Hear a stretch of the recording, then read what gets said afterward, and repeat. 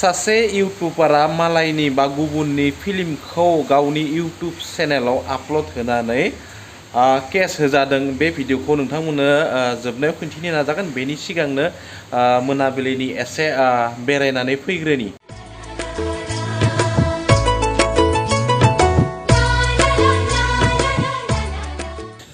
मोनाबिलिनि दान्दिसे गुवाहाटीनि दिरगोसि देवालाव बेरायनो फैदों आरो नोंथांमोननो खिन्थिनो नाजागोन भिडिअखौ गिबिनिफ्राय बैसिम आरो बिनि गेटआ बैथिंजाय दङ आरो मोनाबिलिनि एसे ओरैनो बेरायदों आरो आसा खालामो शुटनि थाखाय गोबां मोजां बे ओनसोला बा बे जायगाया। जायफोरा फट'ग्राफ खालामो बा भिडिअ आपल'ड खालामो बिथांमोना बेयाव शुटिं खालामनो हागोन। मोजां सिनारिफोरा आरो पिक्सारफोरा बिथिं हाजो दङ आरो हाजो खर' आरो बैथिंहाय जिंथिं दैमा मोनसे बोहैना थांदों। भिडिअखौ नोंथांमोना गिबिनिफ्राय जोबजासिम नायबानो जाबाय। लोगोसे गासैबो भिडिअखौ नोंथांमोननो खिन्थिलानो नाजागोन। नोंथांमोना नायबानो जाबाय। ओइनो बेयो मेन गेट आरो मेन गेटनिफ्राय साथिंजाय फैनांगौ नोंथांमोननो खिन्थिलांगासिनो दङ। नोंथांमोना नायना लानो हागोन। जायफोरा फिल्म शुट खालामो बा शर्ट फिल्म शुट खालामो बिथांमोननि थाखाय जोबोर समायना नुथायफ्रा।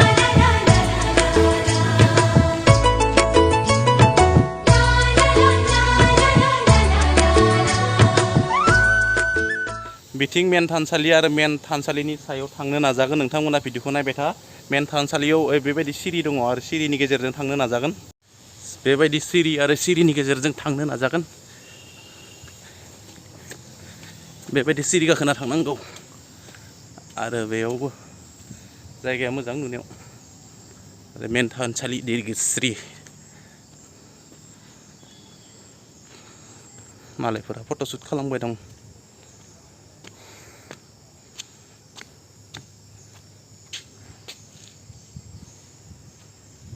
बेनिफ्राय बेबायदि नुयो नुथाया गाहायजाय नुनायाव गोबां समायना मिथिंगानि महर, मिथिंगानि सोमखोर बिफां लाइफांजों बुंफबना थानाय आरो बेनि लामाया बैथिं मोनसे आरो बैथिं मोनसे मोननै।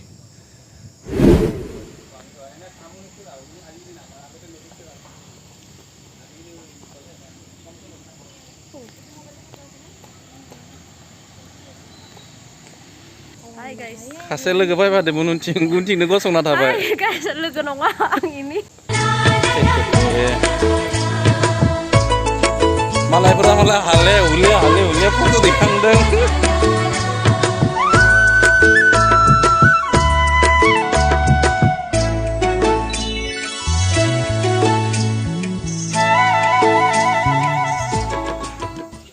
मेन गेट बैथिंहाय मेन गेटनि सिरिया बैजे थांनांगौ बैनो आरो बैथिं गेट मोनसे दंबयो। बैथिं दिन्थिनो नाजागोन नोंथांमोना जाबाय। बैथिं मोनसे आरो बैथिं मोनसे बिथिं मोनसे आरो बैथिं थांना मोनसे बैथिं मोनसे बैथिं मोनसे आरो बैथिं मोनसे बिथिंनिया बैथिं थाङैनो बैथिंहाय मोनसे आरो बैथिं थांनाय लामा दङ। बैथिंबो मोनसे मोजां हाजो दङ जायफोरा फट'शुट खालामो आरो बिथिं बेनि थानसालिया दङ गोजौजाय। बेयाव भिडिअ बानाय फैनानै गोबां गोजोननाय मोनबाय। मानोना बेनि मिथिंगानि जे महर गोबां समायना आरो बेनिखायनो आं बुङो जे सोरबाफोर जुदि शर्ट मुभि शर्ट भिडिअ बेफोरखौ जुदि बानायनाय सुबुं दङब्ला बेयाव बानायफैनो हागोन। गोबां मोजां बेनि सावगारिफ्रा मिथिंगानि महरजों एरखांजानाय दिरगोस्रि देवाल गुवाहाटीनि आरो बेनि सिगाङावबो मान्दाकाटा होनाय जायगा दङ। माब्लाबा खिन्थिनो नाजागोन नोंथांमोना आङो थांबाय बायोबा बेबो मोनसे मोजां जायगा मिथिंगानि महरजों साग्लोबजानाय। एसामिस सावथुन श्री रघुपति रबि शर्मा बिथांनि बे सावथुनखौ हल रेकर्डिं खालामनानै नबजित ब्लग एक्स इउटुबारा गावनि इउटुब चेनेलाव आपल'ड खालामो आरो बेनि थाखाय एसामिस सावथुन मुलुगनि जे सावथुन ओंखारनाय श्री रघुपति सावथुननि बेलायाव गोबां खहा जायो।